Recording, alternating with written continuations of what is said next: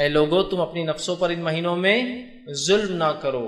تو بہرحال یہ بات اس چیز کی طرف اشارہ کر رہی ہے کہ اللہ رب العزت نے جو ہے جب سے آسمان اور زمین کو پیدا کیا تب سے اللہ کے نزدیک مہینوں کی گنتی کتنی ہے؟ وہ 12 ہے، یاد رکھیے۔ اور ان 12 مہینوں میں سے 4 مہینے محترم ہیں، 4 مہینے حرمت والے ہیں۔ اب وہ 4 مہینے حرمت والے کون سے؟ اس کے تعلق سے نبی اکرم صلی اللہ علیہ وسلم فرماتے ہیں، یہ بخاری کی روایت ہے، ابو ہریرہ رضی اللہ عنہ حدیث کے راوی اور فرماتے اور کہتے ہیں حرمت والے مہینے کون سے ہیں؟ تو اس کی وضاحت آپ سے یوں کرتے اور آپ نے فرمایا سال 12 مہینوں کا ہے جن میں 4 حرمت والے ہیں، مطلب 12 سے زیادہ مہینے کرنا اسلام میں یاد رکھیے کفر ہوگا۔ اور اس میں آپ فرماتے ہیں اس میں 4 مہینے حرمت والے ہیں، 3 پے در پے آتے ہیں، 3 ایک کے بعد ایک آتے ہیں، اور پھر آپ صلی اللہ علیہ وسلم نے فرمایا ذی القعدہ، ذی الحجہ اور محرم، یہ 3 پے در پے آتے ہیں، ایک کے بعد ایک آتے فوراً۔ پھر آپ نے فرمایا 3 پے در پے آتے ہیں، ذی القعدہ، ذی الحجہ اور محرم، اور پھر فرمایا اور چوتھا مہینہ رجب ہے جو جمادی الثانی اور شعبان کے بیچ میں آتا ہے۔ چوتھا مہینہ کون سا حرمت والا؟ رجب ہے جو جمادی الثانی اور دوسرا شعبان کے بیچ میں آتا ہے، ٹھیک ہے، مطلب یہ رمضان سے 2 مہینے پہلے آتا ہے یہ مہینہ، ٹھیک۔ تو بہرحال اس حدیث میں نبی اکرم صلی اللہ علیہ وسلم نے اس چیز کی وضاحت کر دی کہ وہ 4 حرمت والے مہینے کون سے ہیں جن میں جنگ، جدال، ڈیفنس کر سکتے ہیں الگ سے، لیکن آپ حملہ نہیں کریں گے، اس طرح گناہ، معصیت، کبائر سے بچنا، نیکیوں کا زیادہ سے زیادہ اہتمام کرنا چاہیے، یہ وہ مہینے یاد رکھیں۔ وہ 4 مہینے کون کون سے ہیں؟ ذی القعدہ، ذی الحجہ، محرم۔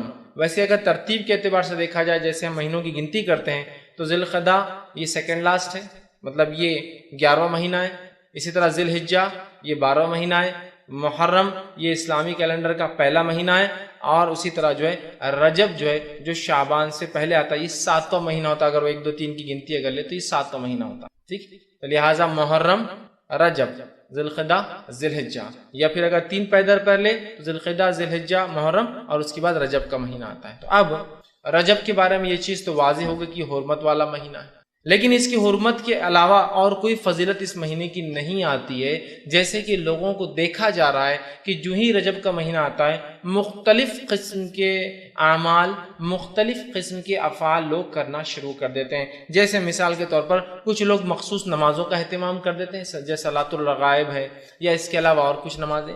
کچھ لوگوں کا یہ حال دیکھا جاتا ہے کہ مخصوص روزوں کا اہتمام کرتے ہیں، جیسے کہ پہلے جمعرات کا روزہ یا پہلے جمعے کا روزہ رجب کے، اسی طرح جو ہے رجب کے 27 کی رات کو جاگتے ہیں اور اس کے بعد وہ جاگنے کے بعد دن میں جو ہے روزہ رکھتے ہیں، اسی طرح اور بھی مخصوص روزے ان ایام میں رکھتے ہیں، اور اس کی مختلف فضیلت، ایک روزے رکھنے کی یہ فضیلت، 2 کی یہ، 3 کی یہ، 7 کی یہ، 8 کی یہ، 10 کی یہ، 15 کی یہ، مہینے بھر کی یہ فضیلت بتائی جاتی ہے۔ اسی طرح کچھ لوگوں کو دیکھا جاتا ہے کہ 27 رجب کو جو ہے وہ ایک جاگنے کا خاص اہتمام کرتے ہیں، رات جاگنے میں گزاری جاتی ہے، دن کے اندر روزہ رکھا جاتا ہے اور اس کے مختلف فضائل بتائے جاتے ہیں۔ اسی طرح ایک اور چیز جو اس مہینے میں کی جاتی ہے وہ یہ ہے کہ لوگ اس مہینے میں عمرے کی فضیلت سمجھتے ہیں، اور بہت کثرت سے لوگ عمرے کو جاتے ہیں کہ رجب کا مہینہ ہے عمرہ کر کے آئیں گے، تو عمرے کو جاتے ہیں۔ اسی طرح ہم دیکھتے ہیں کہ ایک اور چیز جو نظر آتی ہے، جو کثرت سے نظر آتی ہے، وہ یہ ہے کہ لوگ اس میں ایک عید مناتے ہیں، ایک دن مناتے ہیں جسے کنڈے کہا جاتا ہے ہمارے زبان میں، کنڈوں کی عید عام زبان میں کہتے ہیں۔ تو کنڈے منائے جاتے 22 رجب کو، 27 رجب کو جو ہے رات میں جاگ کر دن کا روزہ رکھا جاتا ہے 27 کا۔ اسی طرح اس سے مختلف روزوں کی مختلف فضائل لوگ بیان کرتے ہیں، اور اسی طرح جو ہے اس مہینے میں عمرے کی کچھ فضیلت سمجھتے ہیں کہ عمرے کو جانا فضیلت ہے، اور اسی طرح کچھ مخصوص نمازیں پڑھتے ہیں۔ تو اگر میں اس بات کو یہاں یہ رکھنا چاہوں کہ ماہ رجب کی فضیلت کیا ہے، تو بس ماہ رجب کی صرف ایک فضیلت ہے، اور وہ فضیلت ہے یہ مہینہ حرمت والے 4 مہینوں میں سے ایک ہے، بس اتنی ہی فضیلت ہے ماہ رجب کی۔ اس کے علاوہ نبی اکرم صلی اللہ علیہ وسلم اس مہینے میں نہ عمرہ ثابت ہے، نہ مخصوص روزے ثابت ہے، نہ مخصوص راتیں جاگنا ثابت ہے، نہ مخصوص نمازیں اور مخصوص عبادتیں ثابت ہیں، اور نہ ہی مخصوص وہ جو ہم کنڈے کرتے ہیں، ایک میٹھی عید کرتے ہیں، اس میں خوب کھاتے اور پیتے اور کھلاتے اور پلاتے ہیں، یہ عید کا کوئی وجود ثابت ہے۔ لیکن یہ حرمت والا مہینہ ہے، اللہ کہہ رہا ہے کہ ان حرمت والوں میں اپنے نفس سے ظلم نہ کرو، لیکن اللہ ہم پر رحم کرے۔ ہم واقعی میں اس مہینے میں اپنی نفسوں پر ظلم کر رہے ہیں بدعات کر کے، اس میں یہ سب بدعات ہیں، یہ خرافات ہیں، یاد رکھیے۔ تو بہرحال ہم دیکھ رہے ہیں اس مہینے کی حرمت کو ہم پامال کر رہے ہیں۔ اللہ رب العزت نے اس آیت میں جو میں نے آپ کے سامنے سورہ توبہ کی آیت میں 36 رکھی، دیکھیے آخر میں کیا فرمایا، فَلَا تَظْلِمُوا فِيهِنَّ أَنفُسَكُمْ، اے لوگوں اس مہینے میں اپنے نفس پر ظلم نہ کرو، اور ظلم سے مراد سب سے پہلے تو قتل و غارت گیری نہ کرو، اس لیے کہ ان مہینوں میں ظلم کرنا ممنوع ہے. ویسے تو ظلم سارے سال ہی منع ہے، یاد رکھیے. ان مہینوں میں خاص طور سے اس کی حرمت بڑھ جائیں گی. ان مہینوں میں خاص طور سے ان سے رکنا ہے. نیکی تو ویسے ہمیشہ کرنا ہے، ان مہینوں میں خاص طور سے نیکی میں اضافہ کرنا ہے، یہ بولنا چاہ رہا ہوں. ٹھیک. تو یہاں دیکھیے ان مہینوں میں خاص طور سے قتل و جدال نہیں کرنا چاہیے، لڑائی نہیں کرنا چاہیے. ہاں ڈیفنس کر سکتے ہیں آپ، کوئی لڑنے آ جائے آپ بچاؤ کر سکتے ہیں، لیکن آپ اٹیک نہیں کریں گے. یہ اللہ رب العزت نے سورہ بقرہ سورہ نمبر 2 آیت نمبر 217 میں اس کی وضاحت اس طرح سے فرمایا، یسألونک عن الشہر الحرام قتال فیہ. کیا آپ سے سوال کرتے ہیں کہ یہ حرمت والے مہینوں میں قتال کرنا کیسا ہے؟ اللہ نے جواب دیا فیہ کبیر. تو اللہ نے فرمایا قتال فیہ کبیر، ان میں قتل و غارت گری کرنا بہت بڑا جرم ہے، بہت بڑا گناہ ہے. تو یہ چیز واضح ہوگی کہ ان مہینوں کے اندر قتل و غارت گری سے قرآن نے ڈائریکٹلی منع کیا. سوال پوچھا گیا، جواب آیا. اسی طرح جو ہے زمانے جاہلیت میں، دور جہالت کے اندر بھی جو ہے لوگ قتل و غارت گری رجب کے مہینے میں نہیں کرتے تھے. اس کا مطلب یہ ہوا کہ رجب کے مہینے کی حرمت عربوں کو پتہ تھی، دور جہالت میں بھی حرمت مانتے تھے. اور یہ جو حرمت والے مہینے دور جہالت میں بھی عرب ان کی حرمت کو پامال نہیں کرتے تھے. اور جو ہے رجب جو لفظ آتا ہے یاد رکھیے وہ ترجیب سے آتا ہے، جس کا معنی ہوتا ہے عظمت والا. رجب جو نام ہے یہ ترجیب سے آتا ہے، مطلب حرمت والا، عظمت والا. تو گویا دور جہالت میں بھی عرب اس مہینے کو بڑا عظمت والا مہینہ مانتے تھے، گناہوں سے رکتے تھے، معصیتوں سے رکتے تھے، غلط کام سے رکتے تھے، اور جو ہے وہ برائی سے اپنے نفسوں کو بچایا کرتے تھے. حالانکہ وہ کبھی کبھی گڑبڑ کرتے تھے مہینوں کے اندر، آگے پیچھے ہیر پھیر کرتے تھے، لیکن بہرحال وہ 3 مہینوں میں کرتے تھے جو ایک ساتھ آتے ہیں، ذی القعدہ، ذی الحجہ، محرم. لیکن رجب کو اپنی جگہ رکھتے تھے اور بڑی اس کی حرمت رکھتے تھے اور اس کی تعظیم کرتے تھے. یاد رکھیں ابو ہریرہ رضی اللہ عنہ فرماتے ہیں اس تعلق سے، رجب کے تعلق سے، نبی اکرم صلی اللہ علیہ وسلم میں جو عربوں میں ایک طریقہ تھا اس طریقے کو آپ نے منع کیا. اور آپ سے ان کی حدیث اس طرح سے صحیح بخاری کے لیے آپ نے فرمایا لا فرح ولا عتیرہ، کہ جو ہے اسلام میں نہ فرح ہے نہ اسلام میں عتیرہ ہے. اس کا کیا معنی ہوا؟ فرح کہتے ہیں عربی زبان میں اونٹ کے، گائے کے یا بکری کے پہلا جو بچہ بکری دیتی تھی، عرب اس بچے کو بتوں کے نام پر ذبح کرتے تھے، اس کو کہتے فرح. تو آپ نے کہا اسلام میں فرح بھی نہیں، اور پھر فرمایا ولا عتیرہ، اور اسلام میں عتیرہ بھی نہیں. عتیرہ کہتے تھے عرب خاص طور سے رجب کے مہینے میں بتوں کے نام پر قربانیاں، خاص طور سے. ایک تو عام طور سے ہر جانور کا، اونٹ کا، گائے کا اور بکری کا پہلا بچہ ذبح کرتے بتوں کے نام پہ، لیکن رجب میں خاص طور سے وہ کرتے. تو آپ نے کہا ولا عتیرہ، یہ رجب کے مہینے میں خاص ذبح کرنا غلط ہے اور اسلام سے اس کا کوئی تعلق نہیں ہے. تو یہاں دیکھیے اللہ کے رسول صلی اللہ علیہ وسلم ایک غلط رسم، جو کہ رجب ایک محترم مہینہ تھا عربوں کے نزدیک بھی، اس میں جو ایک غلط رسم پائی جا رہی تھی، آپ نے اس رسم سے روکا اور کہا اس کے اندر عتیرہ کسی قسم کی قربانی ثابت نہیں. یاد رکھیے. ٹھیک. اسی طرح ہم دیکھتے ہیں رجب کا مہینہ، یا بہت سے لوگ سوال کرتے ہیں اللہ رب العزت کچھ مہینوں کو محترم کیوں قرار دیا اللہ نے، اس کی وجہ کیا ہے؟ تو اس کی وجہ واللہ عالم، اللہ ہی جانتا، ہم نہیں جانتے وجہ کیا. لیکن یہ اللہ کی سنت ہے، اللہ کا طریقہ ہے کہ اللہ کچھ چیزوں کو چن لیتا ہے. جیسے مثال کے طور پر اللہ نے دنوں میں جمعہ کے دن کو چن لیا ہے نا، ایک خاص دن ہے. اسی طرح جو ہے اللہ رب العزت نے کتابوں میں اپنی کتاب قرآن کو چن لیا. اسی طرح زمین پر جو اللہ رب العزت نے مسجدوں کو چن لیا، اسی کی مسجد اللہ کا گھر ہے نا. اسی طرح ہم دیکھتے ہیں مہینوں کے اندر اللہ رب العزت نے ان حرمت والے مہینوں کو چن لیا. اسی طرح ہم دیکھتے ہیں راتوں کے اندر اللہ رب العزت نے شب قدر کو چن لیا. ٹھیک. اسی طرح ہم دیکھتے ہیں انسانوں میں اللہ رب العزت کچھ انسانوں کو چن لیتا ہے جن کو انبیاء کہا جاتا ہے. تو اللہ رب العزت کا یہ سنت ہے، یہ طریقہ ہے اللہ کا کہ اللہ کچھ چیزوں کو چن لیتا ہے اور اس کی عظمت بیان کر دیتا ہے. اب ہمارا کام یہ ہے کہ جب اللہ کچھ چیزوں کو چن لے اور اس کی عظمت کو بیان کرے، ہم اس کی عظمت کو کبھی پامال نہ کرے اور جو اللہ رب العزت بتا رہا ہے وہ عمل کرنے کی کوشش کرے. تو اسی طرح اللہ رب العزت نے جو ہے اس مہینے کو بھی ایک عظمت والا مہینہ چن لیا، اس مہینے کو بھی ایک محترم مہینہ چن لیا، اس مہینے کو بھی ایک مہینہ چن لیا جس میں ہم کوشش کریں جنگ، جدال، معصیت، گناہ، برائی کے کاموں سے رکے اور کوشش کرے زیادہ سے زیادہ نیکیاں کرے. یاد رکھیں. ٹھیک ہے. لیکن کسی چیز کو خاص مت کیجیے، جیسا کہ ہم لوگ آج کل خاص کر رہے ہیں کہ خاص کر لیا عمرے کے لیے. عمرہ کبھی بھی ہو سکتا ہے، یہ رجب خاص، نمازیں کبھی بھی نفل ہو سکتی، خاص مت کیجیے. ورنہ آپ بولیں گے آپ نے خود کہا کہ ان مہینوں میں نیکی میں اضافہ کرنا چاہیے. خاص مت کیجیے کہ خاص دن ایک نفل، خاص نماز کے بعد ایک نفل، جمعہ کے بعد فلاں عمل، جمعرات کا فلاں روزہ، جمعہ کو یہ کرنا، اس میں خاص عمرہ کرنا. یہ الگ بات ہے، نمبر عمرے کا آپ نے لگا، اس میں لگ گیا تو الگ بات ہے، لیکن خاص کر لینا، ایک رات کو خاص مخصوص کرنا، تو بہرحال یہ تمام چیزیں غلط ہو جائیں گی۔ نبی اکرم صلی اللہ علیہ وسلم نے اس سے ہمیں روکا، اور قرآن نے ان مہینوں میں اپنے نفس کو ظلم سے روکنے کے لیے ہمیں کہا، لیکن افسوس کی بات ہے ہم آج بدعتیں ایجاد کر کے اپنے نفسوں پر ان مہینوں کے اندر بھی اللہ رحم کرے ظلم کر رہے ہیں۔ ایسا عجیب و غریب ظلم اور عجیب اور غریب اعمال، جن اعمال کے بارے میں اللہ کے رسول صلی اللہ علیہ وسلم بتایا، نہ صحابہ کو دیکھا گیا، نہ تابعین کو دیکھا گیا، نہ جن اماموں کو ماننے کا دعویٰ ان اماموں نے کبھی ان اعمال کا جو ہے جواز دیا کہ ہاں اسے کیا جا سکتا ہے، نہ سلف صالحین نے کبھی کیا، بلکہ کچھ اعمال تو ایسے کہ 1400 سال سے کبھی نہیں پائے گئے، کوئی 600 سال بعد ایجاد ہو رہا ہے، کوئی 800 سال بعد ہو رہا ہے، اور کوئی تو ایسا کہ 1300 سال بعد اسلام کے آنے کے ایجاد ہو رہا ہے۔ انشاءاللہ دھیرے دھیرے وہ اعمال رکھوں گا تو بتاؤں گا۔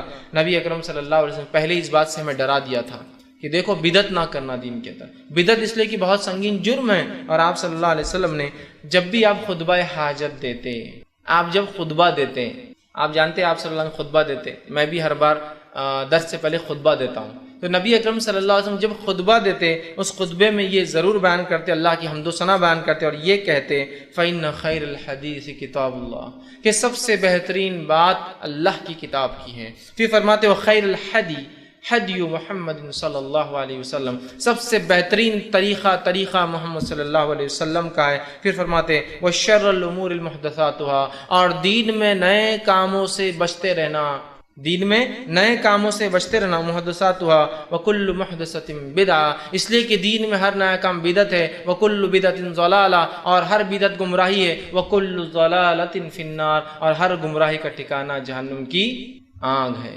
ہر بار جب آپ خطبہ دیتے یہ الفاظ اس کے اندر برابر دہراتے کہ نئی چیزیں دین میں ایجاد مت کرنا، منع کرتے، اس لیے کہ دین یہ اللہ کا دیا گیا ہے، نئی چیزیں اس میں ایجاد کرنا گویا اللہ کی ایک ملکیت میں، اللہ کے ایک دین کے اندر کچھ اپنے طرف سے اضافہ کرنا ہے، تو آپ منع کرتے تھے۔ اسی طرح نبی اکرم صلی اللہ علیہ وسلم، صحیح مسلم کی روایت ہے، اور آپ فرمایا کرتے، عائشہ رضی اللہ عنہا اس حدیث کی راویہ فرماتی ہے، آپ نے فرمایا کہا من احدث فی امرنا ھذا ما لیس منہ فہو رد، جس کسی نے ایسی کوئی چیز اس دین میں ایجاد کی جس کا حکم میں نے نہیں دیا تھا، فہو رد، وہ روز قیامت مردود ہے، وہ چیز انکار کر دی جائیں گی، واپس اس کے منہ پر پھینک دی جائیں گی۔ دوسری کی روایت میں آپ فرماتے، یہ بھی صحیح مسلم کی ہی روایت ہے، آپ نے فرمایا کہا کہ جس کسی نے من عمل عملا لیس علیہ امرنا فہو رد، جس کسی نے ایسا کام کیا جس کا حکم میں نے نہیں دیا تھا اسے، تو روز قیامت ایسا عمل مردود ہے، ایسا عمل لوٹا کر اسی شخص کے منہ پر مار دیا جائے گا۔ تو ہم دیکھ رہے ہیں بدعت کتنی بڑی گمراہی ہے کہ آپ صلی اللہ علیہ وسلم ہر خطبے میں بدعت سے بچنے کا حکم دے رہے ہیں۔ نبی اکرم صلی اللہ علیہ وسلم کہہ رہے ہیں کہ بدعت گمراہی ہے، بدعت سے اپنے آپ کو بچاؤ، جو ایسا کوئی نیا کام کرے گا جو میں نے نہیں کیا وہ جو ہے مجھ سے بری ہے، یا اس عمل سے ہم بری ہوں گے، وہ عمل اس کے منہ پہ مار دیا جائے گا، وہ عمل مردود ہے۔ لیکن اس کے بعد بھی ہم دیکھتے ہیں حرمت والے مہینے جیسے آتے ہیں، چاہے رجب آؤ یا اسی طرح محرم آؤ، ہم دیکھتے ہیں اتنے خرافات، اتنے بدعات، اتنی نئی نئی باتیں، اتنے اعمال اور اتنی عجیب و غریب عبادتیں ہم نے ایجاد کر لی۔ اللہ رب العزت رحم کرے، حالانکہ اس نے اپنی کتاب میں فرما دیا ان مہینوں میں اپنے نفس پر ظلم مت کرنا۔ بہرحال آگے آئیے، اب جو ان مہینوں میں کچھ اعمال ہم غلط کرتے ہیں جو بدعت ہے ان کا تذکرہ کرتا ہوں۔ پہلا عمل جو اس مہینے میں کیا جاتا ہے جس کو سنت سمجھا جاتا ہے اور بڑے اہتمام سے لوگ کرتے ہیں، اور راسخ جو اپنے آپ کو دین کے اندر جن کو ہم راسخ پاتے ہیں، جو بہت قدیم قسم کے لوگ ہیں، جو بہت شدید اعتبار سے اسلام پر عمل کر رہے ہیں، جو عمل کرتے ہیں اس مہینے میں جو ثابت نہیں ہے۔ دیکھیے عمل کتنا زیادہ ہو، کتنا پیسہ خرچ کرنے والا ہو، کتنی محنت اس میں لگ رہی ہو، وہ تمام چیزیں ایک بازو رکھ دیجیے آپ۔ اصل چیز ہے کہ اللہ کے رسول اور صحابہ نے کیا صلی اللہ علیہ وسلم، بس یہ اصل۔ اگر کیا تو پھر آپ کریے، ڈٹ کر کریے، نہیں کیا تو بچیے اور ڈٹ کر بچیے۔ تو آئیے سب سے پہلی چیز جو کرتے ہیں وہ ہے صلاۃ الرغائب، یہ قسم کی نماز، اس کا نام ہی لوگوں نے دیا صلاۃ الرغائب، یہ نام لیکن نماز کا کسی فقہ کی کتاب میں کبھی نہیں ملے گا آپ کو، یہ نماز کا تذکرہ کبھی کسی محدث کے پاس آپ کو نہیں ملے گا، لیکن ایک یہ موضوع روایت ہے، ان موضوع اور من گھڑت روایتوں کو لے کر یہ نماز کو بنا دیا گیا جس کو صلاۃ الرغائب کہا جاتا ہے، اور یہ بڑے عقیدت کے ساتھ رجب آتے ہی لوگ اس کا اہتمام کرتے ہیں۔ اس نماز کے تعلق سے جو روایت پیش کی جاتی ہے، جو موضوع ہے، یاد رکھیے موضوع سمجھتے ہو، موضوع مطلب وہ حدیث جو نبی اکرم صلی اللہ علیہ وسلم کی طرف گڑھ دی گئی، منسوب کر دی گئی، لیکن آپ نے ایسی بات نہیں کہیں، وہ روایت کیا رکھتا ہوں جو صلاۃ الرغائب کی طرف لوگ سناتے ہیں، بیان کرتے ہیں۔ حدیث کے الفاظ اس طرح سے وہ یہ ہے کہ رجب اللہ کا مہینہ ہے، شعبان میرا مہینہ ہے، رمضان میری امت کا مہینہ، جو روایت بیان کی جاتی ہے وہ یہ ہے رجب اللہ کا مہینہ ہے، شعبان میرا مہینہ ہے اور رمضان میری امت کا مہینہ ہے۔ پھر اس حدیث میں آگے الفاظ دیکھیے کیا ہے، الفاظ یوں ہیں، جو شخص رجب کی پہلی جمعرات کے دن کا روزہ رکھے پھر جمعہ کی رات مغرب سے عشاء کے درمیان 12 رکعت نماز پڑھے۔ جو شخص جمعرات کے دن روزہ رکھے پھر جب جمعرات ختم ہو گیا تب جمعہ کی رات چالو ہوگی، جمعہ کی رات مغرب سے عشاء کے بیچ کے درمیان 12 رکعت پڑھے، دو دو کر کے، اور اسی طرح جو ہے ہر رکعت میں سورہ فاتحہ کے بعد 3 مرتبہ سورہ قدر اور اس کے بعد 12 مرتبہ سورہ اخلاص پڑھے، سورہ قدر 3 بار، 12 مرتبہ سورہ اخلاص پڑھے، اس کی تلاوت کرے۔ جب نماز سے فارغ ہو، مطلب 12 رکعت پڑھ چکا ہو، فارغ ہو، تو مجھ پر جو ہے 70 مرتبہ درود بھیجے، اور اس میں خاص درود کا تذکرہ بھی کہ یہ درود بھیجے، اللہم صلی علی محمد النبی الامی وعلی آلہ، یہ بھیجے 70 مرتبہ۔ پھر سجدے میں چلا جائے، مطلب سجدہ کرے، اور سجدے میں یہ دعا پڑھے، سبوہم قدوس رب الملائکۃ والروح، یہ دعا پڑھے۔ اس کے بعد سر اٹھا کر یہ دعا 70 مرتبہ پڑھے، سجدے سے اٹھنے کے بعد پھر یہ دعا پڑھے، اور اس کے اندر ایک لمبی دعا ہے ربی اغفر لی وارحمنی، اور وہ پوری دعا ہے، وہ دعا پڑھے۔ بعد اس کے دوسرا سجدہ کرے اور پھر ویسے ہی کرے جیسے پہلے سجدے میں 70 مرتبہ سبوہم قدوس رب الملائکۃ والروح پڑھا۔ اگر جس نے یہ کر لیا تو اس کے باوجود، مطلب اس کے بعد وہ کہتے ہیں کہ جس نے یہ کر لیا تو اس کے جو ہے اسی طرح کرے، اس کے بعد جو کچھ اللہ تعالیٰ سے مانگیں گا، اس کے بعد جو کچھ اللہ تعالیٰ سے مانگیں گا اللہ تعالیٰ اس کی ہر حاجت کو پورا کریں گا۔ اب یہ فضائل میں آتا ہے، اور یاد رکھیے یہ روایت جو میں نے آپ کے سامنے رکھی جو بات، یہ نبی اکرم صلی اللہ علیہ وسلم ثابت نہیں ہے، ثابت نہیں ہے۔ اس کے اوپر جو یہ موضوع ہونے بھی ابن الجوزی رحمہ اللہ نے کہا کہ یہ موضوع ہے، اسی طرح جو ہے ابن رجب رحمۃ اللہ علیہ کہتے ہیں کہ یہ روایت موضوع ہے، امام نووی کہتے ہیں کہ روایت موضوع ہے، اسی طرح محمد بن طاہر الہندی رحمہ اللہ یہ فرماتے ہیں کہ روایت موضوع ہے، اسی طرح امام شوکانی رحمہ اللہ کہتے ہیں کہ یہ روایت موضوع ہے، اور اس کے بعد مولانا عبدالحی لکھنوی جو کہ ہندوستان کی رہنے والے تھے، مشہور اور معروف شخصیت ہے، وہ بھی اس کے تعلق سے کہتے ہیں اور فرماتے ہیں، ان کا قول اس طرح سے صلاۃ الرغائب والی حدیث من گڑت ہے، اور اس پر اکثر محدثین یا سب محدثین کا اتفاق ہے، اور ان کی مخالفت کرنے والے کا کوئی اعتبار نہیں، چاہے وہ کوئی بھی ہو۔ کیا کہہ رہے ہو عبدالحق جو ہے عبدالحی لکھنوی رحمہ اللہ کہ جو ہے یہ نماز کے تعلق سے کہہ رہے ہیں کہ صلاۃ الرغائب والی روایت من گھڑت ہے تمام محدثین کی نزدیک، اور جس نے اس کے خلاف بات کی اس کو کوئی اعتبار نہیں۔ تو یہ صلاۃ الرغائب جو خاص طور سے پہلے جمعرات کا جو رجب کے اندر روزہ رکھا جاتا ہے، اس کے بعد رات جب آتی ہے تو 12 رکعت نماز اس طریقے سے پڑھی جاتی ہے، یاد رکھیے اس کا کوئی وجود، اس کا کوئی ثبوت، اس کی کوئی دلیل صحیح ثابت نہیں ہے، یہ موضوع ہے، اور علماء کو چاہیے کہ اس موضوع بات کا اظہار کرے، ورنہ یہ موضوع روایتیں جو نبی اکرم صلی اللہ علیہ وسلم طرف گڑھی گئی ہے، یاد رکھیے یہ بھی جھوٹ میں شامل ہے، اور آپ صلی اللہ علیہ وسلم اس کی وضاحت حدیث میں کر دی، جو جانتے بوجھتے مجھ پر جھوٹ باندھے وہ اپنا ٹھکانہ جہنم کی آگ بنا لے۔ تو ہم کوشش کریں کبھی بھی ان موضوع روایتوں کو کبھی بھی جو اپنی طرف سے ہم روایت کرنے کی کوشش نہ کریں، بلکہ ہم انکار کریں کہ نہیں یہ غلط ہے۔ تو پہلا عمل رجب آتے ہی صلاۃ الرغائب، پہلے جمعرات والا عمل۔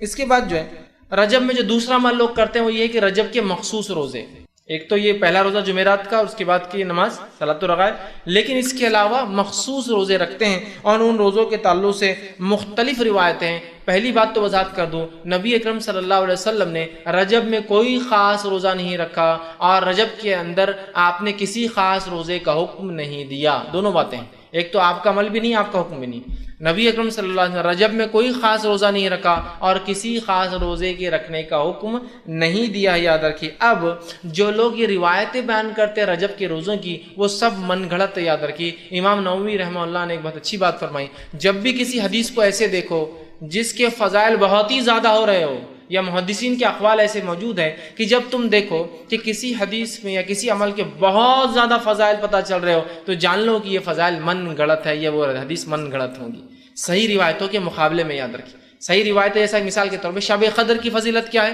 1000 مہینوں سے افضل ہے۔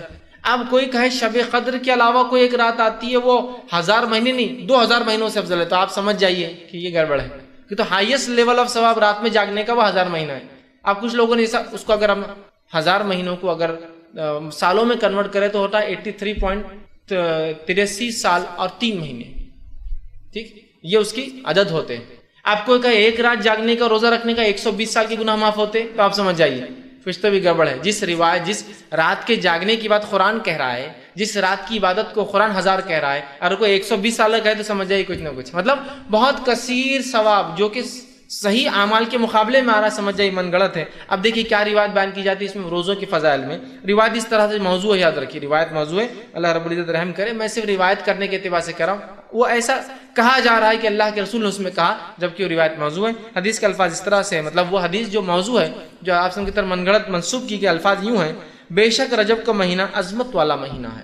اور آگے اس کے الفاظ ہیں: جو شخص اس میں اللہ تعالیٰ اس کے لیے 1000 سال کے روزے لکھ دیتا ہے، اور 2 روزے رکھے تو 2000 سال کے روزوں کا ثواب لکھ دیتا ہے، اور 3 روزے رکھے تو 3000 سال کے روزوں کا ثواب لکھ دیتا ہے.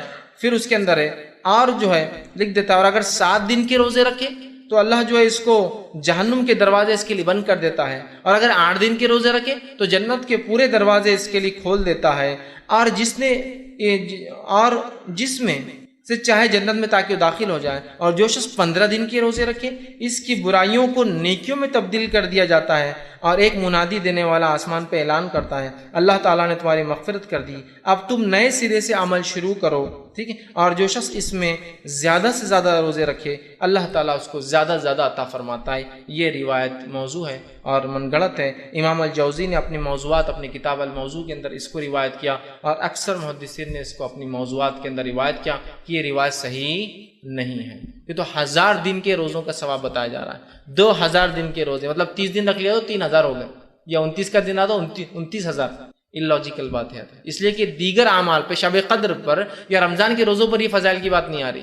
یاد رکھیے، اسی لیے میں نے کہا کثرت سے جب فضیلتیں آئی کسی چیز میں بہت زیادہ جو صحیح کے مقابلے میں ہو تو سمجھ جائیے کچھ نہ کچھ گڑبڑ آ رہی ہے اس کے. ٹھیک ہے. تو بہرحال دیکھیے کس قسم سے بات آئی ہے. یاد رکھیے یہ تمام چیزیں جو ہے موضوع ہے. اسی طرح اس میں ایک خاص نماز کا بھی تذکرہ آتا ہے روزے کے ساتھ، کہ روزہ رکھے اور نماز پڑھے. وہ اس طرح سے بیان کیا جاتا ہے، اور یہ بھی روایت موضوع جھوٹی ہے لیکن لوگ عمل کرتے ہوئے کیا ہے، حدیث کو ایسا بیان کیا جاتا ہے جو کہ جھوٹی ہے: جو آدمی رجب میں 1 دن کا روزہ رکھے، اس میں 4 رکعت اس طرح پڑھے کہ پہلی رکعت میں سورہ جو ہے فاتحہ کے بعد جو ہے 100 مرتبہ آیت الکرسی پڑھے، اور پھر دوسری رکعت میں 100 مرتبہ سورہ اخلاص پڑھے. مطلب پہلی رکعت میں سورہ فاتحہ 100 مرتبہ آیت الکرسی، دوسری رکعت میں سورہ فاتحہ کا 100 مرتبہ سورہ اخلاص پڑھے تو اس کی موت نہیں آئے گی یہاں تک کہ وہ جنت اس سے دکھا لیا جائے، یا جنت میں اس کا ٹھکانہ نہ اسے بتا دیا جائے. مطلب روزہ رکھے، روزہ رکھنے کے بعد 4 رکعت اس روزے میں یہ نماز پڑھے. کیا نماز پڑھے؟ جو بتایا جا رہا طریقہ کہ سورہ فاتحہ کے بعد 100 مرتبہ آیت الکرسی، سورہ فاتحہ کے بعد 100 مرتبہ سورہ اخلاص. تو فائدہ کیا ہوگا اس کو؟ نہیں مرے گا مگر جنت میں اس کا ٹھکانہ بتا دیا جائے گا کہ تم یہاں رہنے والے ہو جنت. یہ صحیح روایت نہیں ہے، یاد رکھیے یہ موضوع ہے. تو بہرحال اس مہینے کے اندر کوئی نماز ثابت نہیں، یاد رکھیے کوئی روزہ خاص ثابت نہیں. اسی طرح ایک اور جو ہے بات نبی اکرم صلی اللہ علیہ وسلم کی طرف منسوب کی جاتی ہے، ایک اور روایت بیان کی جاتی ہے رجب کے فضائل میں. وہ کیا ہے وہ بھی رکھ دیتا ہوں. یوں بیان کیا ہے: جو شخص رجب میں 3 دن کے روزے رکھے گا اللہ اس کو پورے مہینے کے روزوں کا ثواب لکھ دے گا، اور جو 15 دن کے روزے رکھیں گا اللہ تعالیٰ اس کے لیے اپنی رضامندی لکھ دے گا، اور جس کے لیے رضامندی لکھ دی جائے گی اسے عذاب نہ دے گا، اور جو پورے مہینے کے روزے رکھیں گا اسے اللہ تعالیٰ آسانی سے اس کا حساب کر لے گا. یہ روایت بھی صحیح نہیں ہے. لہٰذا ہمیں پتہ چلا رجب کے اندر کوئی بھی عمل نماز کے معاملے میں سنت سے ثابت نہیں، خاص کوئی بھی عمل اور روزے کے تعلق سے خاص سنت سے ثابت نہیں. آئیے تیسرا کام جو رجب میں ہوتا ہے بڑے دھڑلے سے ہوتا ہے اور ڈٹ کر ہوتا ہے، وہ کیا ہے؟ وہ یہ ہے کہ رجب کی 27 کی رات کو خاص طور سے شب معراج منایا جاتا ہے. الاسراء والمعراج، مسجدیں سج رہی ہے اور تیاریاں ہو رہی ہے، اور بہت سارے لوگ سال گزرنے کے بعد رجب کی 27 کو ان کو یاد آتا ہے اپن مسلمان ہیں، اب رمضان نزدیک آ رہا ہے، اب مسلمان ہیں، اپن نمازیں شروع کرنا رجب آ رہا ہے. پھر 15 کو ایک اور نئی رات مناتے ہیں شب برات، پھر یاد آتا ہے اب تو رمضان بہت نزدیک، 15 دن ہے سدھر جاؤ. اور پھر آ جاتے ہیں رمضان، اور جب رمضان آتے ہیں اور اصلی رات آتی ہے تو ڈپلیکیٹ راتوں کے چکر میں اصلی رات ہاتھ سے چلی جاتی ہے. شب قدر کو کیسے منایا جا رہا ہے بولنے کی ضرورت نہیں ہے نا. بہرحال تو رجب میں ایک فضیلت جو اس کی بتائی جاتی جو ہے نہیں، وہ کیا ہے کہ اس میں ایک رات ہوئی جس میں آپ صلی اللہ علیہ وسلم نے سفر کیا، اور وہ جو ہے مسجد حرم سے مسجد اقصیٰ گئے، پھر مسجد اقصیٰ کے آسمانی سفر کیا. یاد رکھیے یہ رات تو ہوئی، کب ہوئی وہ نہیں پتا ہے ہم کو، 27 خاص میں کب ہوئی نہیں پتا ہے. یہ واقعہ صحیح ہے کہ آپ صلی اللہ علیہ وسلم کو معراج ہوئی، ٹھیک. اب بہت سے لوگ ہوتے ہیں وہ بولتے ہیں کہ جو ہے قرآن کے اندر معراج کا تذکرہ ہے، قرآن کے اندر معراج کا، اس لیے ہم منانا چاہیے۔ قرآن کے اندر الحمدللہ معراج کا تذکرہ کہیں بھی نہیں ہے۔ قرآن کے اندر تذکرہ اسراء کا ہے۔ قرآن کے اندر تذکرہ اسراء اور معراج کیا ہے بتا دیتا ہوں۔ اسراء کہتے ہیں اس سفر کو جو آپ صلی اللہ علیہ وسلم نے مسجد حرم سے مسجد اقصیٰ طے کیا، یہ اسراء۔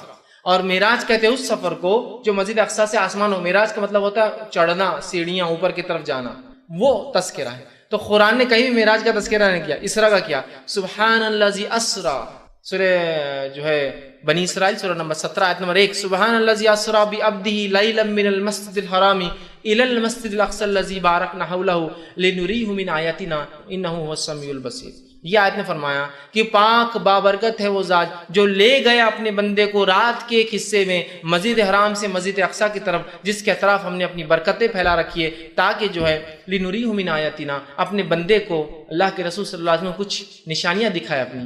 سمجھ رہے آپ؟ تو اسراء کا تذکرہ ہے، معراج کا تذکرہ قرآن میں کہیں بھی نہیں، اور ہم منا رہے ہیں کیا معراج، تذکرہ اسراء کا ہے۔ بہرحال تو یہ واقعہ ہوا، ہم واقعے کا انکار نہیں کریں کہ آپ صلی اللہ علیہ آسمان پہ گئے، وہ سفر ہوا، آپ مسجد حرم سے اقصیٰ گئے، آپ نے نماز پڑھائی وہاں امام انبیاؤں کو، وہاں سے پھر جبرائیل علیہ السلام سفر کر کے آپ کو براق میں بٹھا کر آسمانوں کی طرف لے گئے، پہلے آسمان، دوسرا آسمان، تیسرا آسمان، چوتھا آسمان، پانچواں، چھٹا، ساتواں آسمان پہ گیا، اللہ آپ سے ہم کلام ہوا، آپ کو کچھ آیتیں جو ہے سورہ بقرہ کی 2 آخری آیتیں دی گئی، اللہ رب العزت سے کلام ہوا، ابراہیم علیہ السلام سے ملاقات ہوئی، بہت ساری باتیں اس کے اندر آتی ہیں، ہم انکار نہیں کرتے ان کا، لیکن کسی چیز کے ہونا اس کے منانے کی دلیل نہیں ہے۔ نہیں واقعہ ہوا مطلب منایا جائیں گا۔ تو پھر فتح مکہ ہوا تو وہ بھی مناتے، فتح مکہ ہوا تو کیا وہ بھی مناتے؟ اپنے شہروں سے باہر جا کر پھر اونٹوں اور گھوڑوں بیٹھ کے اپنے شہر میں آئیں گے کہ فتح مکہ ہوا تو آج تو منائیں گے۔ جنگ بدر ہوئی جس کو اللہ نے فرقان کہا، یوم الفرقان تھا، اس دن اللہ نے فرق کر دیا کفر میں اور توحید میں، تو کیا اس دن بھی ہم منائیں گے؟ چپ چپ باہر جا کے جنگ لڑیں گے ایک دوسرے سے، اور کچھ لوگ اور بولیں گے ہاں یہ یوم الفرقان تھا، فتح مکہ منائیں گے کیا؟ ہوا نا۔ اسی طرح اللہ رب العزت نے صلح حدیبیہ کو کہا، اللہ کے رسول کو جب صحابہ ناراض تھے کہ کیوں آپ نے صلح کی، ہم لڑتے تھے ان سے، اللہ نے کہا کہ ہم نے آپ کو جو ہے فتح مبین عطا فرمایا، انا فتحنا لک فتحا مبینا۔ صحابہ سمجھتے ہار ہے، اللہ کہہ رہا ہے ہم نے آپ کو کھلی کامیابی دی، اور بعد میں پتہ چلا جو صلح حدیبیہ کا کیا فائدہ ہوا۔ تو اب صلح حدیبیہ بھی منائیں گے؟ نہیں، اس دن اللہ نے کہا کہ یہ تو فتح مبین ہے اور یہ یوم الفرقان ہے، شب جو ہے جنگ بدر، اور اسی طرح فتح مکہ ہوئی، اسلام کو غلبہ ملا تو وہ منائیں گے، ایسا کریں گے۔ پھر اللہ کے رسول ہجرت کر کے گئے تو ہم بھی سب کہیں تو بھی جا کے آئیں گے، کریں گے کہیں؟ چیز کا ہونا منانے کی دلیل نہیں ہے۔ تو یہ ہوا واقعہ، اس واقعے کی اگر تفصیلات آپ دیکھنا چاہتے ہیں تو میرا اس پہ ایک مفصل 2-2.5 گھنٹے کا ایک بہت تفصیلی عنوان ہے، شب معراج کی حقیقت اور ہماری بدعتیں، یہ آپ دیکھ لیں۔ اس کے بعد شب برات آئیں گے، اس پہ میرا ایک لیکچر ہے شب برات کی حقیقت اور ہماری بدعتیں، اور تیسری رات جو منائی جاتی ہے جو حقیقی ہے اس کے اوپر ہی میرا ایک لیکچر ہے شب قدر کی اہمیت اور ہماری غفلتیں، اس کو ضرور آپ دیکھیں۔ تو شب معراج کی حقیقتیں اور ہماری بدعتیں، اس میں نے بہت تفصیلی رکھا ہے کہ کسی چیز کا ہونا منانے کی دلیل نہیں۔ بہرحال تو اب اس رات کو یاد رکھیے، اس رات کو نبی اکرم صلی اللہ علیہ وسلم کے ساتھ وہ معجزہ ہوا جو آپ لے گئے، یہ رات 27 رجب تھی، اس کے بارے میں کوئی دلیل ثابت نہیں ہے۔ اس معاملے میں امام نووی رحمہ اللہ نے 10 اقوال نقل کیے، 10 الگ الگ قول علماء کے نقل کیے، جن کے اندر سے ایک یہ ہے کہ جس سال آپ کو نبوت ملی اس سال یہ رات ہوئی، دوسرا قول یہ نبوت کے 5ویں سال، تیسرا قول یہ نبوت کے 8ویں سال، نبوت کے 10ویں سال، ہجرت سے 8 مہینے پہلے، ہجرت سے 16 مہینے پہلے، ہجرت سے 12 مہینے پہلے، ہجرت سے 14 مہینے پہلے، 8 12 14 اور 16 مہینے پہلے ہجرت سے۔ کسی نے کہا رمضان کے مہینے میں ہوئی، کسی نے کہا یہ رجب کے اندر ہوئی، کسی نے کہا یہ شعبان میں ہوئی، کسی نے کہا یہ محرم میں ہوئی، کوئی قول نہیں۔ تاریخ کے معاملے میں اختلاف کب ہوا اس میں بھی اختلاف، اور صحابہ میں سے بہت کم اقوال اس تعلق سے ملتے کب ہوا، یاد رکھیے۔ تو یہ رات کب ہوئی اسی کوئی دلیل نہیں۔ اب ہم نے دیکھی، میں ہمیشہ یہ کہتا ہوں کہ بہت ساری باتیں ایسی ہے جو کس کو نہ پتہ چلی، شاید اللہ رحم کرے ہم پر، اللہ معاف کرے، شاید جبرائیل علیہ السلام نے آ کر ہندوستانی پاکستانی لوگوں کو بتا کے چلے کہ تمہارے لیے یہ فکس کر دیا گیا ہے۔ جیسا 27 کو معراج ہوئی، دنیا اختلاف کر رہی ہے، صحابہ میں اختلاف ہے، محدثین میں اختلاف ہے، ہندوستانیوں کو پکا پتہ ہے 27 رجب۔ اسی طرح جو ہے شب قدر کب ہے اس کو تلاش کرنے کا حکم ہے۔ جو آخری حدیث ملتی ہے اس کے تعلق سے وہ یہ ہے کہ اسے رمضان کی آخری عشرے کی طاق راتوں میں تلاش کرو، مطلب 5 میں سے کوئی ایک۔ لیکن شاید ہندوستان میں آ کے جبرائیل علیہ السلام بول کے گئے کہ تم لوگوں کے لیے 27 ہے، لہذا تم لوگوں کو سہولت تاکہ تم آرام سے جو عمل کر لو، کم وقت میں زیادہ کر لو۔ تو ہم تو برابر 27 کو منا رہے ہیں شاید. دیکھیے نا یہاں اختلاف ہے یہ رات کب ہوئی، معراج کب ہوئی. ہمارے پاس پکا ہے کب ہوئی، 27 رجب. آپ 27 رجب کو بہرحال دیکھیے کسی چیز کا ہونا اس کے منانے کی دلیل نہیں. اب ہوا اب منانا شروع ہو گیا ہے نا. کیسے؟ راتوں کو مسجدیں سجائی جا رہی ہے، نہایا جا رہا ہے، تیار ہوا جا رہا ہے، انتظام کیا جا رہا ہے. مخصوص پکوان اور میٹھے، اور ظاہر سے کوئی بدعت بغیر میٹھے کی تو کمپلیٹ ہوتی نہیں ہے. مخصوص میٹھے بنائے جا رہے ہیں. اسی طرح جو ہے مخصوص لباس بنائے جا رہے ہیں. مخصوص رکعت میں تعداد میں راتوں کی نماز، 100 رکعت نماز، یا پھر ایک نماز ہوتی ہے کہ جو زندگی بھر کے نمازیں چھوٹ گئے، ٹھیک، جو ہے قضائے عمری پڑھی جا رہی ہے. اسی طرح جو ہے صبح اٹھ کر پھر 27 کا روزہ رکھا جا رہا ہے. یہ تمام کام بدعت ہے. وہ رات ہوئی، وہ واقعہ ہوا، اس کے بارے میں ہمیں فکس نہیں پتا وہ کب ہوئی رات اور کیا واقعہ، مطلب واقعہ تو پتا ہے لیکن وہ رات کب ہوئی، کس مہینے ہوئی، کس سن میں ہوئی، ہمیں نہیں پتا. لہٰذا اس رات کو یاد کر سکتے آپ کی واقعہ کیا تھا، لیکن منانا یہ بدعت میں شامل ہوگا. تو آپ دیکھیں کس دھڑلے سے اس رات کو منایا جا رہا ہے، جبکہ اس معاملے میں کئی اقوال صحابہ کے موجود ہیں اور کئی اختلاف اس معاملے میں جو ہے موجود ہے، لیکن اس کے بعد بھی 27 کو مخصوص منایا جا رہا ہے. مولانا عبدالحی لکھنوی رحمہ اللہ اس تعلق سے فرماتے ہیں، اور وہ کہتے تھے یہ جو بلاد ہند میں، مطلب ہندوستان کے اندر، وہ کہتے ہیں بلاد ہند میں مشہور ہے کہ شب معراج کی صبح کو روزہ رکھنا 1000 روزوں کے برابر ہے. تو یہ بالکل بے بنیاد اور بے اصل ہے. سمجھ رہے ہیں؟ تو یہاں ہم دیکھ رہے ہیں لوگ پتہ نہیں کیا کیا اس میں منا رہے ہیں. رات جاگتے ہیں، دن روزہ رکھتے ہیں، 1000 مہینوں کا ثواب، 1000 سال کا ثواب، 120 سال کا ثواب، پتہ نہیں کیا کیا باتیں بیان کی جا رہی ہیں. تو یاد رکھیں اس مہینے میں یہ رات معراج جو ہے یہ ہوئی، لیکن یہ کب ہوئی یہ ہم نہیں جانتے. واللہ عالم، اللہ بہتر جانتا ہے کہ یہ رات کب ہوئی. یاد رکھیں آپ، لیکن ہم مخصوص کر کے دیکھیے کیسے اعمال کر رہے ہیں، کیا کیا افعال کرتے ہیں. اور یاد رکھیں جب ہم بدعتوں میں چلے جاتے ہیں، جب ہم بدعتوں میں پڑ جاتے ہیں، تو پھر یاد رکھیے معاملہ پھر وہ اتنی گہرائی میں جاتا ہے کہ پھر وہ بدعتیں کہیں رکتی نہیں. تو لہٰذا رجب کی 27 کو شب معراج خاص منانا یہ بدعت ہے اور شریعتاً یہ غلط ہوگا. اس رات کا جاگنا بھی ثابت نہیں، اس میں کوئی خاص روزہ ثابت نہیں. کوئی آدمی روز رات میں جا کے عبادت کرتا ہے تو وہ بھی کر سکتا ہے، اور کوئی روزہ رکھنے کا عادی ہے اور وہ رکھتا ہے، جیسا کہ مثال تو جمعرات اور پیر کا روزہ رکھتا ہے اور اس دن ہی جمعرات آ جائے تو الگ بات ہے، لیکن خاص طور سے کرنا یہ بدعت میں شمار ہوگا. اب اور ایک کام جو اس رجب میں کیا جاتا ہے بڑے عقیدت سے، وہ کیا ہے؟ وہ یہ کہ رجب میں لوگ سمجھتے ہیں عمرہ کرنا افضل ہے، اور بہت لوگ عمرے کو جاتے ہیں. بڑا نمبر لگائے جا رہے ہیں، تڑپ کے لگائے جا رہے ہیں، دعائیں ہو رہی ہیں اللہ سے سالوں سال کی رجب میں موقع دے ہم کو عمرے کا. رجب میں آپ صلی اللہ علیہ وسلم سے خود عمرہ کرنا ثابت، اور نہ ہی آپ نے کبھی اس کی کوئی فضائل کسی صحیح احادیث میں بتائی ہے. دونوں باتیں یاد رکھیں. آپ صلی اللہ علیہ وسلم سے رجب میں کوئی عمرہ ثابت نہیں ہے، اور آپ صلی اللہ علیہ وسلم سے کسی صحیح حدیث میں کوئی قول ثابت نہیں ہے کہ آپ نے عمل خود عمرہ کیا یا حکم دیا کہ بھائی تم لوگ اس مہینے میں عمرہ کیا کرو. کوئی بات ثابت نہیں ہے. یاد رکھیے اس تعلق سے جو بات آتی ہے آپ صلی اللہ علیہ وسلم کے جو عمرے ہیں اس تعلق سے جو بات آتی ہے، ایک روایت یوں آتی ہے جو کہ صحیح مسلم کی حدیث ہے، اور جو ہے عروہ بن زبیر جو ہے وہ فرماتے ہیں، بیان کرتے ہیں کہ ایک مرتبہ عبداللہ بن عمر رضی اللہ عنہما اور میں دونوں مل کے عائشہ رضی اللہ عنہا کے حجرے کے باہر بیٹھے، اور میں نے سوال کیا ابن عمر سے کہ عبداللہ ابن عمر، کیا نبی اکرم صلی اللہ علیہ وسلم نے رجب میں کوئی عمرہ کیا تھا؟ تو وہ فرماتے ہیں، انہوں نے جواب دیا ہاں کہ آپ صلی اللہ علیہ وسلم رجب میں عمرہ کیا تھا.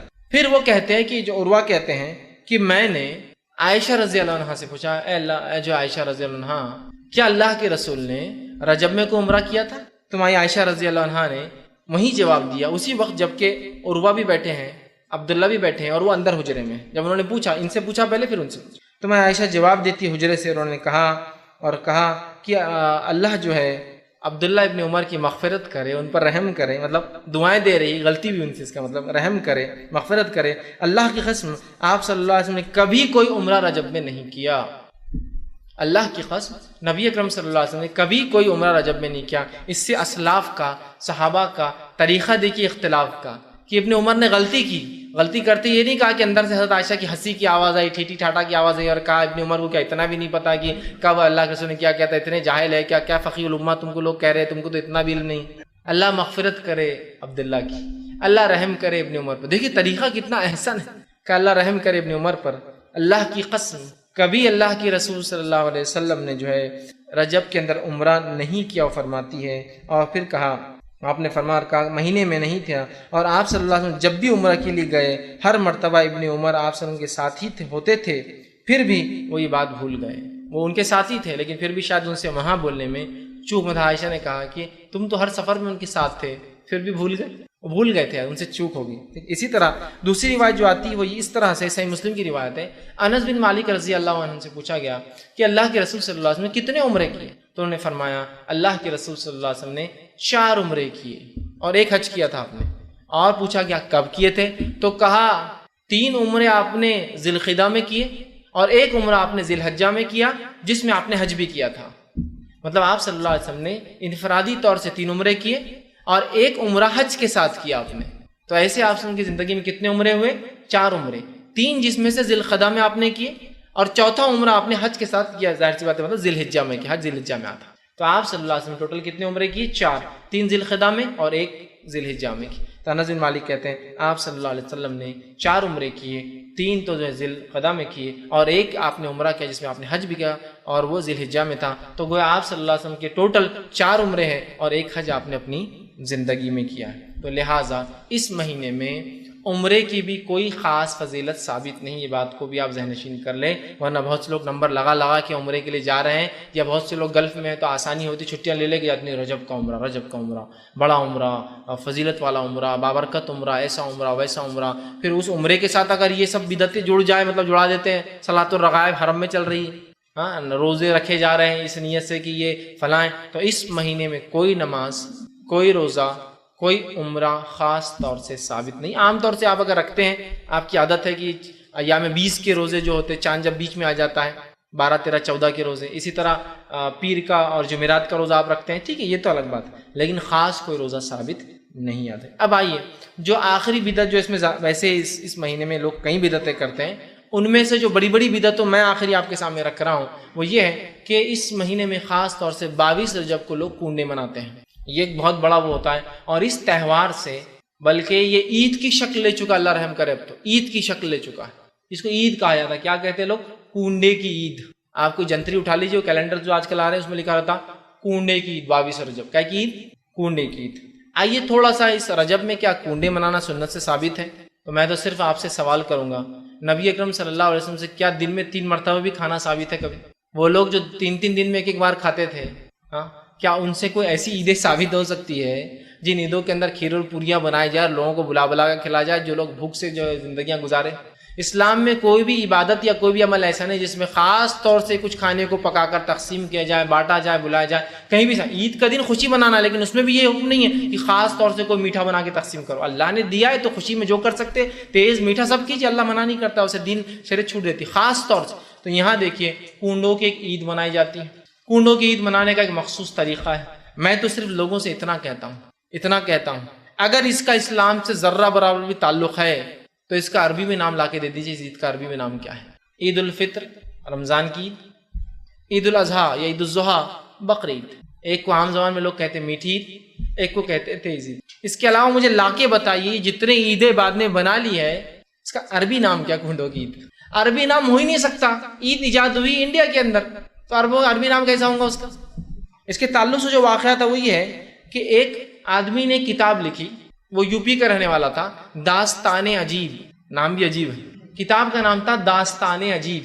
اس کتاب میں اس نے ایک واقعہ لکھا.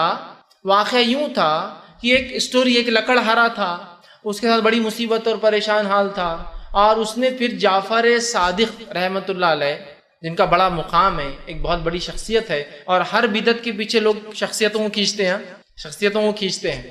تو وہ جعفر صادق جو ہے ان کی یہ نظر ہے، اور اس نے ایک وہ کہانی لکھی کہ جعفر صادق نے ایک مرتبہ جو ہے یہ کہا، ان کا ایک قول نقل کیا کہ جعفر صادق جو ہے انہوں نے اللہ سے نظر مانگی کہ اللہ جو شخص 22 رجب کو میرے نام سے نظر کرے گا کنڈے کی تو اس کی ہر چیز جو ہے پوری کرنا تمہارا ذمہ ہے. اور لوگوں سے انہوں نے کہا کہ تم میرے نام سے 22 رجب کو نظر مانگا کرو، اس لیے کہ میں وسیلہ بن جاؤں گا پھر، اور اگر ایسا نہ ہوا تمہاری حاجت پوری نہ ہوئی تو روزے قیامت میرے کو پکڑ لینا کر. تو اب جعفر صادق اتنی بڑی شخصیت رحمۃ اللہ علیہ، تو پھر تو ظاہر سی بات ہے. اور اس نے یہ کہانی لکھی داستان عجیب میں، اور بس وہ کہانی پڑھنے کے بعد ایک رسم شروع ہوئی جسے کہا جاتا ہے کنڈوں کی عید، اس لیے میں نے کہا نا جس عید کی بنیاد عرب میں رکھی بھی نہیں گئی، مطلب بدعتوں کی بھی بنیاد الگ الگ جگہ رکھی جاتی ہے تو نام بھی اس سے ریفلیکٹ ہوتا ہے، جس عید کی بنیاد ہی ہندوستان میں رکھی گئی اس کا نام کب عربی میں ملے گا آپ کو؟ اسلام کا کوئی بھی رکن، کوئی بھی عمل، کوئی بھی عید بغیر عربی زبان کے نہیں، چونکہ آپ سے عربی تھے تو ظاہر سی بات ہر چیز عربی میں ہم تک آئی، بات سمجھ رہے ہیں؟ تو اس نام کا بہت سے لوگ بہت کوفت ہوتی، بہت دل جل جاتے ہیں ان کے، ارے ایسا ویسا بول رہے ہیں، عربی میں نام نہیں، جاہل ہے، فلاں ہے۔ میں تو بنیادی بات کہہ رہا ہوں بھائی آپ سے، چلیے میری جہالت تو بالکل معروف اور مشہور ہے، لیکن آپ سے تو میں صرف گزارش کر رہا ہوں اگر اس کا تعلق ہمارے نبی سے اور ہمارے اصحاب سے تو بس عربی میں نام لا دیجیے اور ان کا ایک عمل لائیے کہ آپ صلی اللہ علیہ وسلم نے 22 کے دن میٹھا کھایا، آپ نے کونے منائے، آپ کی ازواج جو ہے مٹھائیاں بناتی تھی، صحابہ کو بلایا جاتا تھا، صحابہ آتے تھے، حجروں میں کھاتے تھے اور چلے جاتے تھے، تو ہم کو کیا، ہم تو نبی کی سنت ماننے کے لیے تیار ہے۔ عام زبان میں کہتا ہوں ہم تو لکیر کے فقیر ہیں، کتاب و سنت کی بات آ گئی اس کے پیچھے چل پڑے، نہیں ہے تو پھر تو کسی کی بات بھی سننا نہیں، تو بہر اللہ کے دے دی ایک حوالہ چاہیے۔ اب حوالہ کہاں سے ملیں گا؟ یہ تو باتیں خوابوں کی، قصوں کی، اور یہ تو داستان عجیب کی بات ہے، ایک دم کتاب کا نام ہی عجیب ہے، داستان عجیب، مطلب عجیب و غریب واقعات صوفیوں کے اور ان کے اور ان کے، وہ لکھے ہوئے ہوں گے اس میں، لکھ دیا اس میں واقع۔ اب اس کو لے لیا، اچھا دیکھیے جعفر صادق رحمۃ اللہ علیہ، نہ ان کی پیدائش 22 رجب کو ہے، نہ ان کی وفات 22 رجب، نسبت دیکھیے، نہ 22 کو پیدائش ہے نہ 22 کو وفات ہے، ٹھیک۔ اب جو کنڈے منائے جاتے ہیں وہ کیا ہوتا ہے وہ بھی رکھ دوں تھوڑا سا تاکہ پتہ چل جائے، جو لوگ نہیں جانتے، بہت سارے لوگ نہیں جانتے، ویسے ہندوستانی اکثر لوگ جانتے ہیں، ٹھیک۔ اگر ہندوستانی اور پاکستانی لوگ بدعت کو نہ جانے تو پھر کیسا ہو سکتا ہے؟ یہ تو ہو ہی نہیں سکتا ہے، اس لیے کہ ہمارے پاس تو کبھی کبھار دین بدعت ہوتا ہے اور بدعت دین ہوتی ہے نا۔ ایک صاحب کے پاس ایک بار میں دکان پہ گیا، جو ان کے پاس کچھ لوگ ورکرز کام کرتے تھے جو ایک ہندوستان کے ایک ایسے علاقے کے تھے جو بہرحال ایک جہالت اور پستی کا معاملہ ہے، اللہ رحم کرے ان لوگوں پر اور تمام پہ ہم پہ جو ہم اس طرح کی باتیں کرتے ہیں۔ بہرحال تو ان سے میں نے سوال کیا کہ رمضان کی عید کو 2 دن باقی تھے اور میں وہاں گیا تو میں نے کہا کیا ورکرز تمہارے عید کو چھٹی نہیں دیتے ہو؟ تم ظلم کرتے ہو ان پر، عید کو تو دینا چاہیے۔ تو کہا میرے سے مت کرو کچھ سوال، ورکر سے بات کرو۔ تو ایک وہ کاریگر جو کام کر رہا تھا وہ بانس کا کام ہوتا تھا ان کے، بانس ہوتا ہے نا، اس کے صوفے وغیرہ بناتے، تو میں نے اس سے پوچھا عید کو نہیں جاؤں گے؟ تو کیا بولتا ہے مجھے معلوم ورکر، ارے یہ عید تو بولے آپ کے پاس ہی ہوتی مہاراشٹر میں، بولے ہمارے پاس عید ہوتی نہیں، بولے۔ میں نے کہا میں عید الفطر کی بات کر رہا ہوں، ہاں عید نہیں ہوتی بولے ہمارے پاس، یہ تمہارے پاس مہاراشٹر میں بولے یہ عید الفطر عید الاضحیٰ یہ ہوتی ہے، ہمارے پاس ایک ہی عید ہوتی بولے محرم کی عید، تو میں محرم میں 40 دن چھٹی لیتا بولا، اور وہ پکا ہے بولے، وہ نہیں ہے تو جاب چھوڑ دوں گا میں۔ تو وہ مجھ سے کہنے لگے پوچھ لیے، ہو گیا، میں ان کو جواب بول بول کے تھک جاتا ہوں عیدین کو، یہ عید کو نہیں جاتے بولے، ان کو 40 دن کی چھٹی لگتی ہے، پورا چلا کر کے وہ مطلب کیا بولتے ہو 40واں دن کر کے آتے ہیں حضرت جو حسین رضی اللہ عنہ، تو 40 دن کی چھٹی۔ تو بولے ہماری یہ عید آپ کے پاس چلتی بولے مہاراشٹر میں، ہمارے پاس محرم کی عید رہتی ہے۔ اللہ رحم کرے، دین بدعت ہو چکا، بدعت دین ہو چکی، مطلب عیدین جو ہے وہ ان کے پاس ہے ہی نہیں، اور جو بدعت ہے اس کو دین مان کے 40 دن کی چھٹی لے کے ورکر جاتے ہیں اور دینا پڑتی ہے، بولے تو یہ کام کو ہی نہیں آتے، سال بھر لٹ کے کام کرتے ہیں، 40 دن چھٹی لگتی ہے محرم کے اندر، اللہ رحم کرے۔ تو آج دین بدعت اور بدعت دین ہو چکی۔ بہرحال کہانی کیا ہے؟ کہانی یہ ہے کہ اس کے پیچھے قصہ یہ ہے کہ جو اس دن جعفر صادق رحمۃ اللہ علیہ کے لوگ بولتے ہیں نیاز منا رہے ہیں، اب یہ نیاز منانے کا عجیب طریقہ، ایسی نیاز کسی اور کی نہیں مناتے ہیں۔ نیاز کا طریقہ کیا ہے کہ آپ سامان خرید کے لاتے ہیں باہر سے، سامان خرید کے لانے کے بعد گھر کی عورتیں اور مرد سب نہا لیتے ہیں تاکہ نہا کے ریڈی ہو جائے، نہانے کے بعد پھر وہ جو مقدس پکوان کی شروعات ہوتی ہے، اور میں نے کہا ہر بدعت کے اندر میٹھا تو شامل ہوتا ہی ہے، بغیر میٹھے کی کوئی بدعت ہمارے پاس ہوتی نہیں۔ 10 محرم کے چونگے یاد کیجیے، 10 محرم کے روٹ یاد کیجیے، 10 محرم کے دودھ کی اور پانی کے میٹھے میٹھے شربت یاد کیجیے، 22 رجب کی میٹھی میٹھی پوریاں آپ یاد کیجیے، ہر بدعت کے فاتحہ اور درود کے بعد 11ویں کی آپ ملیدے یاد کیجیے۔ ہر بدعت کے پیچھے کوئی نہ کوئی میٹھے کا بالکل بہترین تصور ہوتا ہے، تصور نہیں بنانے کا طریقہ، ہر چیز بتائی جاتی ہے کیسے بنایا جائے گا اور کن کو کھلایا جائے گا۔ تو بہرحال نہا دھو لیتے ہیں، پھر جمع ہوتے ہیں، پھر مخصوص قسم کے وہ جو میوے اور وہ سب آ جاتے ہیں گھر میں، پھر لوگ تیار ہونے کے بعد اس کو بناتے، بنانے والے جو ایک بار شامل ہو جائے تو نیا آدمی اس میں ایڈ نہیں ہو سکتا۔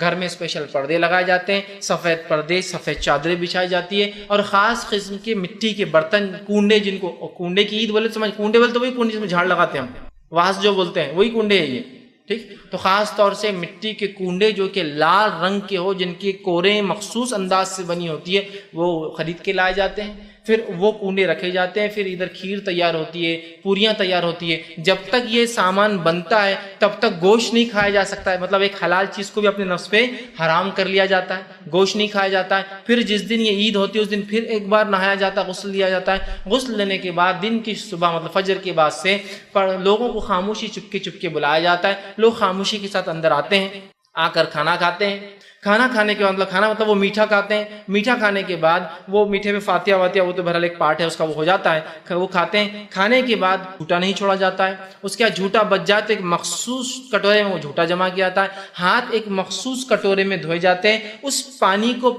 نالی میں اس میں بہایا نہیں جاتا ہے, گڑھا کھود کر اس کو ڈالا جاتا ہے. بچی ہوئی پوریوں کو اور اس کو جب ہم چھوٹے تھے ہم دیکھتے تھے مسجد میں لا کر مچھلیوں کو کھلا دی جاتی, ہاؤس میں ڈال دیتے تھے. پورا ہاؤس گندا ہوتا تھا لیکن مچھلیاں وہ شوق سے کھاتی تھی. بہرحال تو وہ لا کر اس میں, یا پھر مسجد کے کارنر میں خاموشی سے بچا ہوا رکھ دیا جاتا ہے. کون لا کے رکھ رہا بولتا بھی نہیں, ایسا لاتا خاموشی سے رکھ کے چلا جاتا. لوگ مسلی بعد میں کھا لیتے اس کو اٹھا کر, ٹھیک, وہ رکھ کر بچا ہوا چلا جاتا ہے. ہاتھ دھلا ہوا پانی کو جو ہے گڑھا کر کے اس میں ڈال دیا جاتا ہے. جب دوسرے دن 23 آتی ہے, جب پردے ہٹتے ہیں تو اندر کچھ سمجھ میں نہیں آتا کیا ہوا, اس لیے کہ مٹی کے برتن دفن کر دیے جاتے ہیں, بچا ہوا کھانا دفن کر دیا جاتا ہے, اسی رات ختم کر دیا جاتا ہے, دوسرے دن رکھ نہیں سکتے ہیں اس کو, اور معاملہ ختم ہوا. اور دوسرے دن جب 23 ہوئی تو کچھ کل کیا ہوا کچھ اندازہ ہی نہیں ہوتا. نہ کسی برتن پہ کوئی نشان, نہ وہ چونکہ برتن پھینکنے میں چلے جاتے دھلتے بھی نہیں, نہ کام والی کو پتا کہ یہاں کیا ہو رہا تھا, نہ کوئی مخصوص لوگوں کے علاوہ اندر آ سکتا تھا. صرف جس دن ہوا اس دن کھایا اور چلا گیا. یہ کیا ہے بولے عید ہے, یہ کیا ہے خوشی ہے. آئیے تھوڑا انالیسس کرتے ہیں اس کو تھوڑا جانچنے کی کوشش. خوشی کیسی منائی جاتی ہے اور یہ خوشی کیسی منائی جا رہی ہے, اس کے پیچھے وجہ کیا ہے. جعفر صادق رحمۃ اللہ علیہ کی تو نہ پیدائش ثابت ہے نہ وفات ثابت ہے. دوسرا یہ حنفی لوگ, تاکہ عام مسلمان چونکہ اکثر حنفی ہوتے, یہ منائے بول کر یہ رشتہ بھی ثابت کر دیا گیا کہ جعفر صادق رحمۃ اللہ علیہ امام جو ہے ابو حنیفہ کے استاد ہے. بولے امام ابو حنیفہ کا جعفر صادق رحمۃ اللہ علیہ سے ملنا اور سما سننا دونوں ثابت نہیں ہے. ادر کے تاریخی حوالوں سے نہ ملنا ثابت ہے نہ سما, کہ وہ شاگرد اور استاد ہونے کے لیے کسی استاد سے شاگرد کا سما کلاسز سننا ثابت ہونا ضروری ہے. نہ سما سننا ثابت ہے اور نہ ملنا ثابت ہے. بہرحال وہ بھی کر دیا تاکہ اکثریت مسلمان حنفی ہوتی ہے, حنفی لگ جائے اس کام کے اندر. ٹھیک, اب جو ہے تھوڑا سا انالیسس کرتے ہیں اس کے پیچھے بیک گراؤنڈ. میرے گھر کو خوشی ہوتی ہے. خوشی کیسے منائی جاتی ہے؟ عید ہوتی ہے, بقرہ عید ہوتی ہے, نمازوں کو جایا جا رہا ہے, عید گاہ بھرے جا رہے ہیں, عید الفطر آ رہی, فطرہ دیا جا رہا ہے, نماز کو جایا جا رہا ہے, خوشیاں منائی جا رہی ہے, نیا لباس اللہ نے دیا پہنا جا رہا ہے, اللہ نے جو استطاعت دی اچھے سے اچھا کھایا جا رہا ہے, مسلمانوں کو تقسیم اور بانٹا جا رہا ہے, کھلایا جا رہا ہے. یہ ہوتا ہے نا عید کے. اب یہ بھی عید ہے بتایا جا, لیکن عید کی خفیت دیکھیے اب کیسی عید ہے. اگر میں آپ کو اپنے گھر پر خاموشی سے بلاؤں کہ میرے گھر آئیے, پورے پردے لگے ہوئے گھر کے اندر, سفید سفید ہر طرف, خاموشی سے اندر بلاتا ہوں, خاموشی سے مٹھائی کھلاتا ہوں, خاموشی سے ہاتھ دھلواتا ہوں, اور بچی مٹھائی کو جو دفن کر دیتا ہوں, بچے ہوئے وہ جو سامان ہے اس کو دفن کر دیتا ہوں. آپ پوچھے بھائی کیا خوشخبری ہے, کیا خوشی ہے, تو میں کہتا ہوں مجھے جو ہے لڑکا پیدا ہوا. آپ بولیں گے بڑا خفیہ پیدا ہوا. یار باہر بھی بول سکتے تھے, اندر لا کر پردوں میں لا کر خاموشی سے کھلا کر خاموشی جمع کر کے وہیں ہاتھ دھلا کر وہیں دفن کر کے, یہ کیوں ہوا, یہ کیا ہے؟ نہیں خوشی ہے میرے کو, میرے لڑکا پیدا ہوا نا تو خوشی ہے. کوئی بولے گا اتنی خفیت میں کیوں پیدا ہوا, مطلب اس کو ضرورت کیا تھی اتنا سیکریسی رکھنے کی. اگر مجھے اولاد پیدا ہو اور میں آپ سے کہوں فون پہ, ارے بھائی مجھے اللہ تعالیٰ نے جو لڑکا عطا فرما دیا اور فلاں ہو گیا, آپ بولیں گے مبارکباد بھائی فیض صاحب, بہت خوشی ہوئی آپ کے بارے میں سن کے, ہوا بڑی خوشی کی بات ہے, مجھے اللہ نے لڑکی نوازی اور ماشاءاللہ بڑی خوشی ہوئی, اللہ نے اللہ برکت دے آپ کی اولاد میں. یہ چلو بھائی کہاں ہے مٹھائی, کچھ میٹھا ویٹھا لا رہے, آئیے چلیے آ جائیے گھر پر. لوگوں کو اندازہ ہو رہا گھر پہ آ رہے جا رہے لوگ, مہمان آ رہے, ارے پر کچھ نہ کچھ مسئلہ ہے یا کچھ نہ کچھ خوشی ہو رہی دکھ رہا ہے. یہ کیسی خوشی ہے, دیکھیں نا کتنا خفیہ. خاموشی سے اندر آ جائیے, پردہ ہٹا, اندر آئے, پردہ ڈھک گیا, خاموشی سے بیٹھے, کنڈوں میں سے کھا رہے ہیں, بچے ہوئے چیزوں کو پھینک دیا جا رہا ہے, بچے کو دفنا دیا جا رہا ہے, ہاتھ وہیں دھل رہے ہیں, پانی کو ڈال دیا جا رہا ہے, اور برتن بھی عام استعمال کے نہیں, مٹی کے تاکہ دفن کر دی جائے. کیا ہے؟ تو آپ کو پتہ ہونا چاہیے تاریخی حوالوں سے, اس روز امیر معاویہ رضی اللہ عنہ کا انتقال ہوا تھا, وہ ہے 22 رجب. جب 22 رجب پہ ان کا انتقال ہوا تو جن کے دلوں میں ان کے خلاف نفرت تھی اور بغض بھرا تھا, جو ان کی خلافت سے جلتے تھے, اور دوسرا جس انداز سے انہوں نے سخت انداز سے جو ہے خاص طور سے ان خوارش پر اور ان جو ہے سبائیوں پر اور روافظ پر اپنی پکڑ رکھی تھی کہ یہ ہلچل ہی نہیں, تس سے مسیح نہیں ہو پائے, اور جو فتنہ انہوں نے مچانا تھا عثمان بن عفان رضی اللہ عنہ, حضرت علی بن ابی طالب کے زمانے میں منایا تھا, امیر معاویہ نے پورا ان کا فتنہ کچل کے ان کو چپلوں کے نیچے رکھا. تو اب ان کے دل جو ہے جن میں آگ جل رہی تھی ان کے خلاف, ان کو خوشی اور مسرت منانا تھا کہ اب یہ مر گیا معاویہ, اب خوشی اور مسرت منانا. جس کی خوشی اور مسرت کو اگر مناتے اور خلیفہ کی موت پہ اگر مٹھائیوں کی دکانیں بھر جائے تو ظاہر سی بات ہے حکومت سمجھ کچھ نہ کچھ گڑبڑ چل رہی ہے. جیسا 10th پاس رزلٹ آیا, 12th کا رزلٹ آیا تو دکانیں مٹھائی کی بھر جاتی ہے, رش ہوتا ہے, کچھ نہ خوشی ہے. دیوالی دسہرا ہمارے پاس ہندو مناتے